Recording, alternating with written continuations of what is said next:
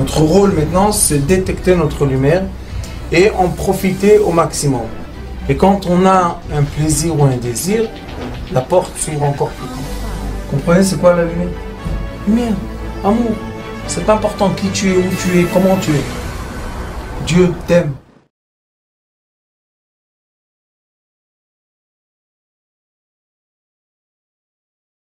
Veine, nefesh hateora, et voilà que votre vitalité pure, c'est quoi le nefesh teora et le nefesh qui n'est pas teora?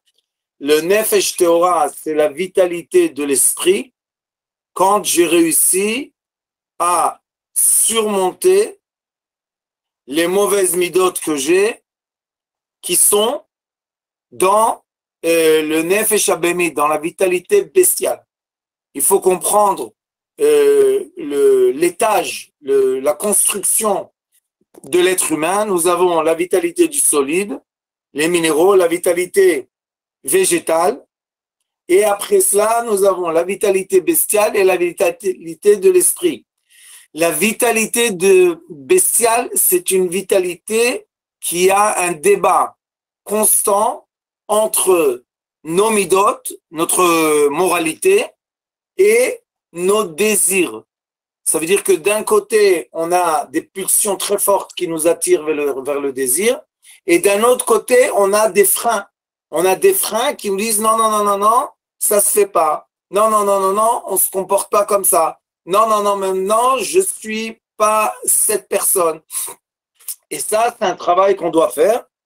Vous allez voir que plus tard, Rabbi Chaim Vital va dire que pour être capable d'étudier la Torah, il faut premièrement surmonter l'étage de la vitalité bestiale qui est l'étage des midot. Et après cela, seulement après cela, on peut commencer à rentrer dans la vitalité de l'esprit. Là-bas, dans la vitalité de l'esprit, ce qu'on a, c'est ce qu'on étudie à l'école en profondeur. Nous avons dans la vitalité de l'esprit, nous avons ce qu'on appelle le srut prira. On a le libre arbitre. Et c'est pour ça qu'on appelle ça nefesh teora. Donc, ça veut dire quoi? Avoir la vitalité bestiale. La vitalité bestiale, ça s'appelle l'arbre du doute. Etz hadat tovera. La vitalité bestiale est en parallèle, en correspondance avec l'arbre du doute. Parce que dans l'arbre du doute, j'ai tout le temps le conflit entre le bon penchant et le mauvais penchant. C'est un conflit, toujours on l'a, jusqu'au moment qu'on arrive à éduquer, ou bien à élever, ou bien à expliquer au mauvais penchant qui doit obéir et il doit faire son travail. Parce qu'il ne faut pas annuler le mauvais penchant, il faut juste le cadrer dans son travail. C'est quoi le travail du mauvais penchant? C'est nous donner l'envie de manger, l'envie de dormir, l'envie de boire, l'envie d'être habillé, l'envie de se laver. Ça, c'est son rôle. C'est très bien. Quand il fait son rôle, on était très bons amis. Mais dès qu'il commence à déborder et il nous dit mange trop,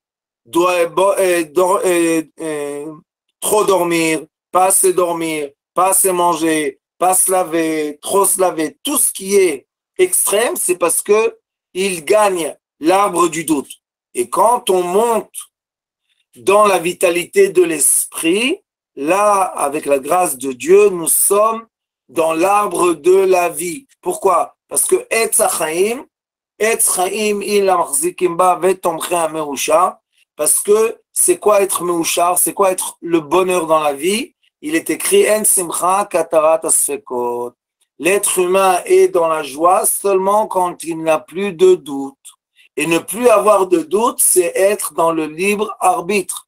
J'ai le libre arbitre de choisir. Je ne suis plus inférieur à des forces qui m'obligent.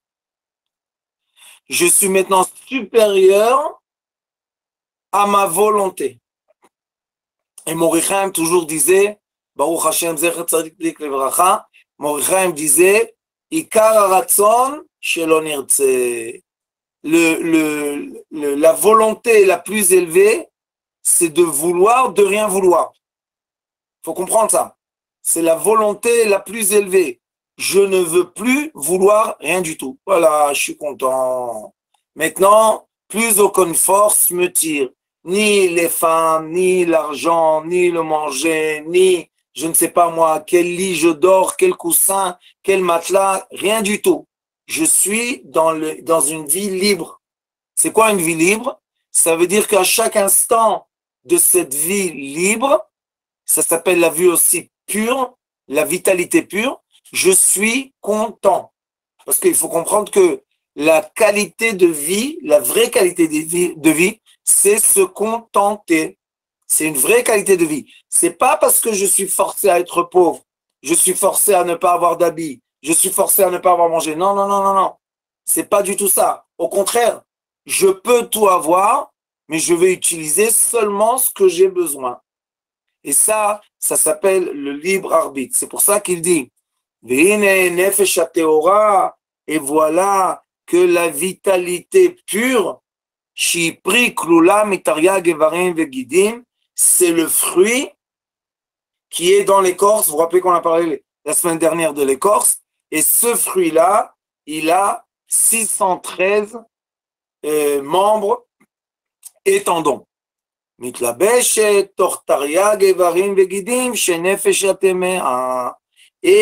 cette vitalité pure, elle s'emboîte dans quoi? Dans l'écorce impure. Donc, les gens qui pensent qu'ils ont réussi, malheureusement, c'est une erreur moderne du monde moderne qui dit tue ton mauvais penchant. Tue-le. Il n'existe plus. Il y a des gens qui pensent qu'ils sont des moines et qui sont complètement parfaits. C'est une erreur. La preuve est que la construction de l'être humain, c'est avoir la vitalité pure enveloppée de la vitalité impure. Ça veut dire que la vitalité impure est nécessaire pour notre vie. Elle est nécessaire comment? Pourquoi la vitalité pure est obligatoire, impure? Parce que la vitalité impure, c'est l'écorce. C'est ce qui nous protège de rester pur. C'est pour cela que si vous allez voir les halachot, les commandements donnés par Akadosh Baruch Hu, ça s'appelle la Torah orale.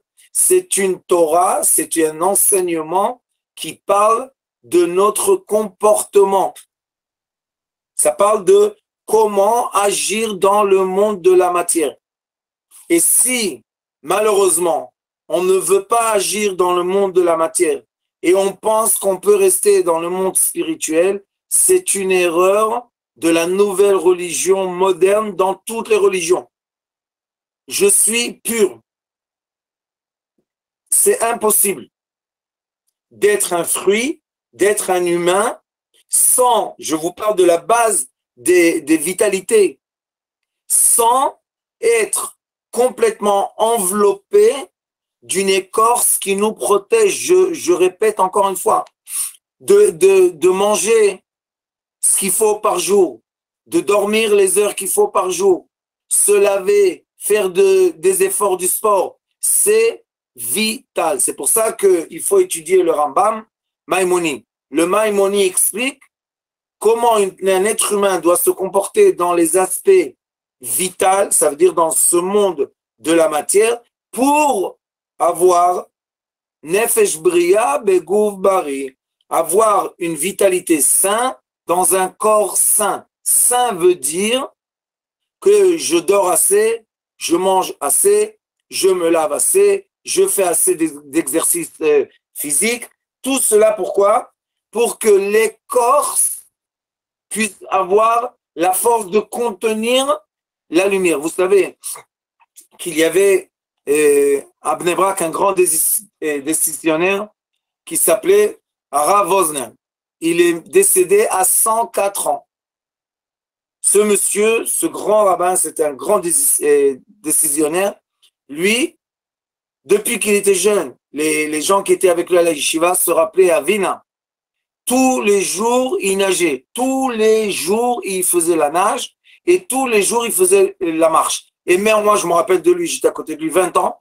Je me rappelle, même quand il était âgé, il avait 80 et quelques, il allait, il y avait une piscine privée dans une villa qu'on lui donnait. Il rentrait à la piscine, tous les jours, il nageait et tous les jours, il faisait la marche. Ses élèves, malheureusement, n'ont pas compris ça. Ils n'ont pas compris qu'il faut faire du sport pour maintenir le corps. Ils pensaient quoi? Il perd son temps, il peut étudier à ce moment-là. Il leur disait non. Le Rambam, il dit, Maïmonide, il dit, Nefesh Bria Begouf Bari. On doit, une partie du temps dans la journée, s'occuper de l'écorce du fruit. Et c'est ce qu'il est écrit dans nos sages nous disent, il est écrit que la moitié du temps, on s'occupe de la spiritualité, mais la moitié, l'autre moitié du temps, qu'est-ce qu'on doit faire? On doit s'occuper de l'arbre, on doit s'occuper du fruit, on doit aller et travailler, comme il est écrit dans les Pirkei Avot, Torah she'enima melacha, sofa b'tela ve'goret avon. Celui qui ne prend pas soin de son corps, qui ne prend pas soin de son physique, à la fin, malheureusement, il devient malade. Et quand il est malade, il ne peut pas faire le travail qu'il doit faire spirituel. Donc, à quoi ça sert? Ça veut dire la vitalité de le libre arbitre, qui est le fruit, et la vitalité bestiale, ensemble, shten beyachad. Ça veut dire que notre corps physique est un récipient qu'on appelle la vitalité du solide et la vitalité végétale. C'est le récipient qui va contenir le fruit spirituel qui est quoi? L'envie d'un côté, le désir d'un côté, et d'un autre côté, la moralité, ça c'est la vitalité de l'arbre du doute. Donc on a toujours dans notre corps l'hésitation. Et après cela, nous avons le calme, nous avons le point zéro, nous avons la possibilité de maîtriser toutes nos actions. C'est pour ça que je dis toujours aux élèves à l'école, si vous voulez savoir si vous avez atteint un certain niveau, vous devez être capable de mettre la main en face de vous et ne pas bouger votre main.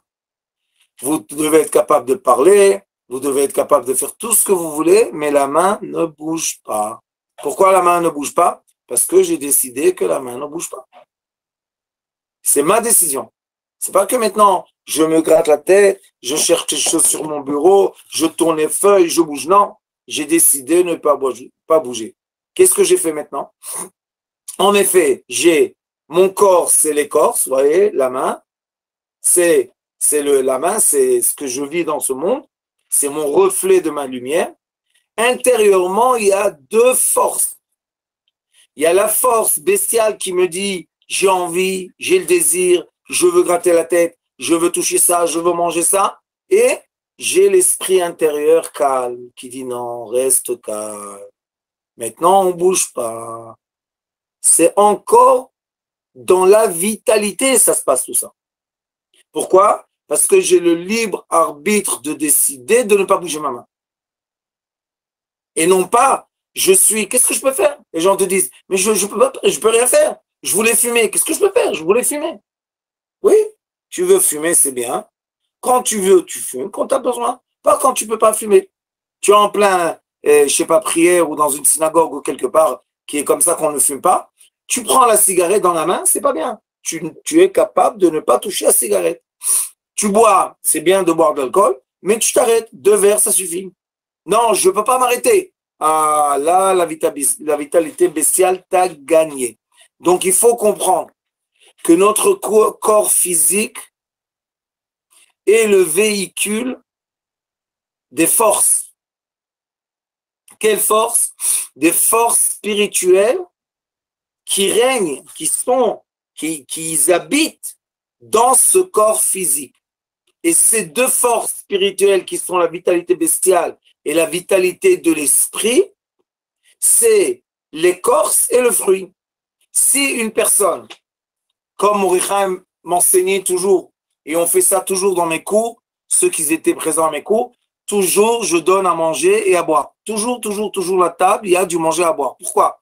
Morichaim disait, si tu veux bien étudier, ta force bestiale doit être calme. Tu dois être calme dans ta bestialité. Mais si tu ne manges pas, tu as faim, tu n'as rien mangé toute la journée et tu vas étudier, tu auras la force bestiale, l'écorce qui dit nourris-moi, nourris-moi, nourris-moi, nourris-moi, nourris-moi. Si tu ne l'as pas nourri, comment tu vas étudier? Tu as tout le temps du bruit dans la tête. Alors toujours il disait, mais à manger sur la table. Les gens qui veulent, ils mangent. Ceux qui ne veulent pas, ils ne mangent pas. Mais ceux qui veulent manger, laisse-les manger. Et après, quand j'ai mangé, je suis rassasié, je peux écouter. Je peux entendre le cours. Il y en a des gens, oui, ils sont capables d'écouter un cours sans manger, sans boire, et tout va bien. Mais ça ne veut pas dire que c'est ce qu'il faut faire.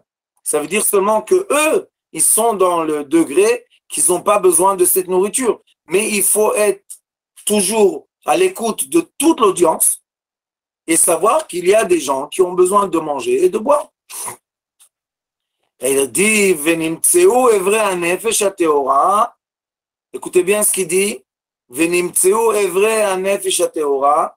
On va retrouver tous les membres, on peut dire toutes les parties de la vitalité pure, Tor evrei hanefesh hara'a, dans le fruit, on va être le fruit dans. Il faut comprendre, on est ce qui est pur et dans l'écorce. Donc, si ce qui est pur, c'est nourrir l'écorce est en paix avec lui. Et je vous dis qu'il est écrit dans la Torah, Kol hametir, kol haoser et hamutar, sofo le'etir et ha'asur. Celui qui interdit ce qui est permis, à la fin, il va permettre ce qui est interdit. C'est très, très intelligent. Écoutez, pourquoi? Parce que ce qui est permis, en guillemets, c'est l'écorce impure. On l'appelle impur. Et ce qui est permis, c'est ce qui est pur à l'intérieur. On ne peut pas interdire ce qui est permis ici. On ne peut pas dire, vous savez que la Torah, elle a dit, ne fais pas trop de jeûne. Pourquoi? Parce que la Torah, elle dit, ça suffit les jeûnes que la Torah déjà t'a demandé de faire. N'ajoute pas de jeûne. Si, quand tu jeûnes, mon Rhin disait que je suis calme, que j'ai pas de mal de tête, je ne suis pas énervé. Si je suis comme ça, je peux travailler normalement, je peux tout faire normalement et je jeûne, le jeûne, il est bien pour moi. Mais si quand je jeûne, je commence à crier, à m'énerver, pas possible de travail, maux de tête, il dit attention, ce jeûne-là n'est pas accepté par le Yetzer Hara. Donc quand tu jeûnes et tu souffres, tu jeûnes dans ton Yetzer Hara, tu jeûnes pas dans ton Yetzer Tov. Il faut comprendre ça. Et ça marche aussi pour le jeûne, ça marche pour la nourriture, ça marche pour les heures qu'on va dormir, ça marche pour tout. Ça marche pour les vacances. Il y a des gens qui n'arrêtent pas le travail et qui ne prennent pas de vacances, ou bien qui n'arrêtent pas l'étude et qui ne prennent pas de vacances. Prendre des vacances, ça veut dire changer d'air, changer d'atmosphère, rentrer dans le repos, regarder tous les Gdolé Israël. Ils vont tout le temps. Maintenant, ils étaient le mois de Havre, ils étaient tous en Suisse, ils prennent des vacances. Qu'est-ce qu'ils font là-bas? Ils changent d'air, de climat, ils changent d'atmosphère. Ils n'ont pas toute la journée des gens autour d'eux qui leur posent des questions, qui leur demandent des brachot. Ils ont besoin aussi de se reposer. Ceux qui sont sages vont se reposer. Ceux qui sont pas sages ne se reposent pas. Et après, qu'est-ce qui se passe? Ils s'écroulent. Ils n'ont plus la force. Ils peuvent plus répondre aux questions. À quoi ça sert? Qu'est-ce qu'on a fait? On a élevé un grand sage qui a beaucoup de savoir pour nous aider, pour nous guider. Et à la fin, ce sage-là, il n'a jamais pris de vacances, donc il va s'écroler. Quand il va s'écrouler, qui va nous guider? Où il est le berger? Le berger est tombé malade. Qu'est-ce qu'il va faire, le troupeau? Donc il dit ici, ça s'appelle levushim. Les vouches, c'est aussi, on étudie dans le Hari Akadosh, que les vouches, c'est aussi malbouche. C'est aussi les lettres Hashmal. Et Hashmal en hébreu, c'est l'électricité. Et l'électricité, c'est quoi? C'est le mouvement, écoutez bien, des électrons autour du noyau. Et quand les électrons tournent autour du noyau, ils protègent le noyau. Et c'est quoi la bombe atomique? C'est une énergie qui détruit le noyau. Comment elle a réussi à détruire le noyau? Il n'y avait pas assez d'électrons autour qui rejettent l'onde électromagnétique. Et vous savez que Einstein a dit que comme lui, il était dans une période de guerre, donc tous les savants ont développé seulement des outils de guerre, il a dit, viendra un jour que l'humanité sera dans l'esprit de la paix et ils vont développer une bombe contre la bombe atomique. Moi, je vous dis, ça fait des années que je dis ça, la bombe contre la bombe atomique est une bombe très, très simple. Il faut tout simplement envoyer dans l'air des quantités d'électrons. Pourquoi? Parce que quand j'envoie des quantités d'électrons, je renforce le champ électromagnétique autour du noyau et l'onde de la bombe atomique ne peut pas détruire le noyau. Donc vous voyez que même dans l'aspect physique, on est obligé, c'est obligatoire, on est obligé de se protéger. Comment on se protège? Quand on renforce l'écorce qui protège le fruit. Et en plus, je vais vous dire que un des sages de la Chassidoute qui s'appelle le Noam Elimelech HaKadosh, il dit, quand un rachat, quand quelqu'un méchant rencontre un tzaddik, quelqu'un de pieux, qui doit demander à qui merci? Qui doit dire à qui merci? Il dit, tous disent normalement que le rachat doit dire merci au tzaddik. Il dit non. Il dit le tzaddik doit dire merci au rachat. Pourquoi? Parce que celui qui est un rachat, c'est l'écorce qui protège le tzaddik. C'est difficile à comprendre. Mais dès qu'on comprend la structure des choses, c'est très simple à comprendre. Est-ce qu'on parle d'un rachat de quelqu'un de méchant et que Dieu nous en préserve? On parle de, je sais pas moi, une personnage mauvaise? Non. C'est juste les références qu'il y a entre les forces dans l'univers. Et aussi, ça se passe dans l'être humain, comme l'être humain, ça s'appelle un petit univers. Ça veut dire que nous avons les forces négatives qui protègent les forces positives. Et même si vous regardez dans la physique, pourquoi ils ont parlé de la charge d'électrons en électrique négatif et la charge des protons en électrique positif? Pourquoi? Au contraire, c'est l'électron qui bouge. Donc c'est lui qui devait être positif. Non, on l'appelle le moins. Quand vous voyez dans une batterie le moins, sachez qu'il n'y a pas assez d'électrons. Donc c'est la charge négative. Et la charge négative, c'est elle qui protège la charge positive. Donc oui, prenez du temps tous les matins à faire du sport. Après, prenez le temps de faire la douche. Ce que je vous dis maintenant, c'est les enseignements du Maïmonide. Qu'une personne doit protéger son corps d'après la nature de son corps. Et après cela, il dit, vous allez prier après la douche. Et après que vous priez, prenez votre temps pour manger le déjeuner. Et quand vous mangez le déjeuner, vous devez manger du pain. Pourquoi vous devez manger du pain? Parce que le pain calme les acidités de notre estomac. Il faut savoir, tout ça, c'est pour maintenir le corps en bonne santé. Et comme il est écrit dans la Torah, vous devez faire attention à votre vitalité, beaucoup, beaucoup. C'est quoi beaucoup, beaucoup? Il faut faire attention au corps physique pour qu'il maintienne comme il faut le corps spirituel. Ça sert à rien, excusez-moi, d'être quelqu'un d'une grande, grande, grande lumière et quitter le monde après 30 ans, 40 ans, c'est rien. Les gens n'ont pas encore réussi à profiter de cette lumière. C'est vrai, vous allez me dire, Rabbi Nachman, il est décédé à 32 ans, le Ari Akadosh est décédé à 36 ans, comment il s'appelle? Le roi Salomon décédé à 52 ans, mais c'est pas la moyenne, c'est pas la règle générale. La règle générale, il est écrit qu'une personne doit atteindre 70, après 80, 90, 100, 110, 120. C'est ça le normal.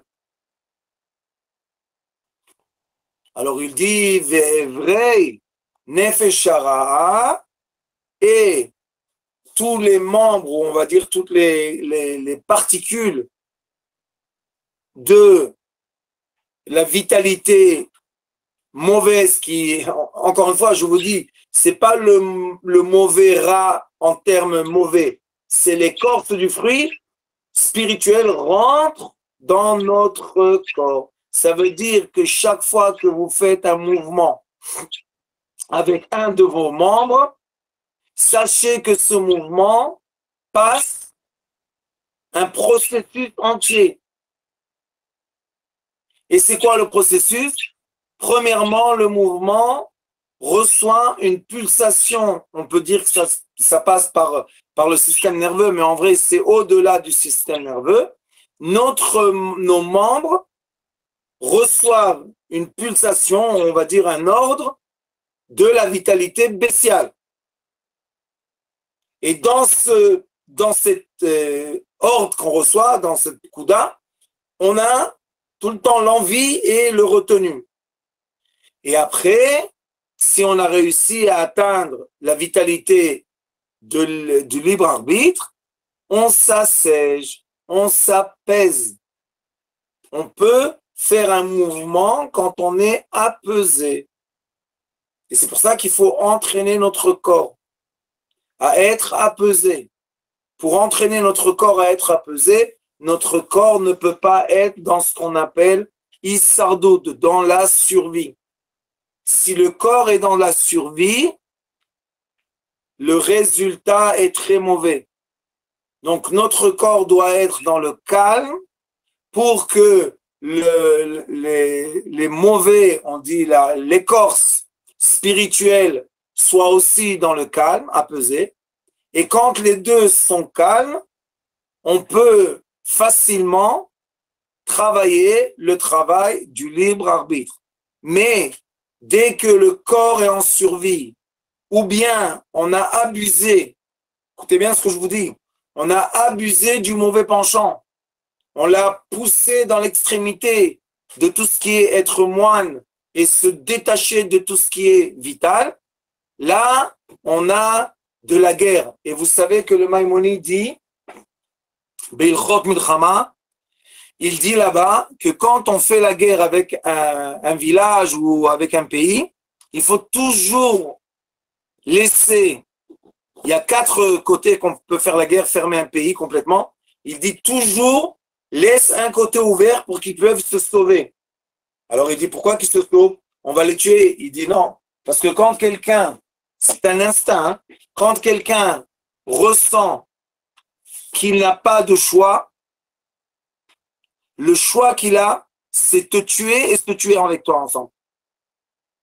Donc on a emmené la personne à l'extrémité de savoir qu'elle ne va pas vivre, mais toi non plus tu ne vas pas vivre. Alors il dit, à quoi ça sert? Qu'est-ce qu'on a fait? C'est une guerre de gens qui vont tout le monde mourir. Il dit non, tu vas leur laisser un côté qui peuvent se sauver. Pourquoi? Parce que se sauver la vie, c'est un instinct qui vient avant de se tuer la vie. Alors il dit, écoutez, c'est tellement beau.